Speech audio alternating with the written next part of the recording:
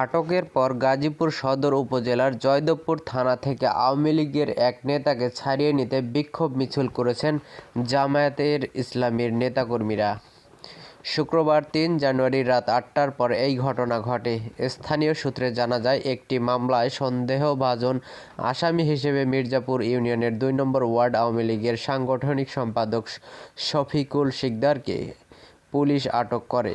আটকের পর জামায়াতের ৭০ থেকে ৮০ জন নেতাকর্মী বিক্ষোভ মিছিল নিয়ে থানা প্রাঙ্গণে যান এবং শফিকুলকে ছেড়ে দেওয়ার দাবি জানান।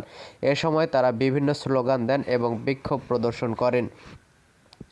সদর উপজেলা জামায়াতের সেক্রেটারি আব্দুল বারী দান থানার সামনে দাঁড়িয়ে বলেন, দল করার অধিকার প্রত্যেক নাগরিকের আছে।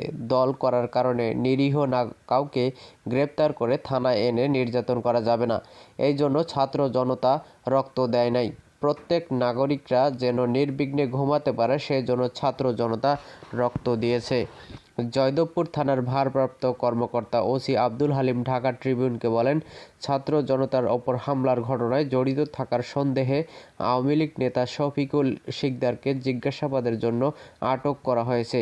এই সময় জামায়াতের নেতাকর্মীরা তাকে নিজেদের কর্মী দাবি করে থানার সামনে জড়ো হয়।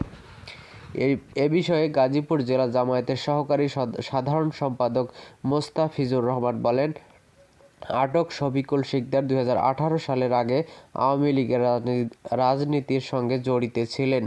২০১৮ সালের পর তিনি আওয়ামী লীগের রাজনীতির সঙ্গে যুক্ত ছিলেন না। এ কারণে তিনি পরে জামায়াতের ফরম পূরণ করে আমাদের রাজনীতিতে যুক্ত হয়েছেন। মোস্তাফিজুর রহমান দাবি করেন, অন্য একটি দলের নেতারা তাকে তাদের দলে যোগ দেওয়ার জন্য চাপ দিচ্ছিলেন। তাদের দলে যোগ না দেওয়ার কারণে তারা তাকে পুলিশে ধরিয়ে দিয়েছেন। এ কারণে তার বিষয়ে কথা বলার জন্য জামায়াতের স্থানীয় নেতারা থানায় গিয়েছেন।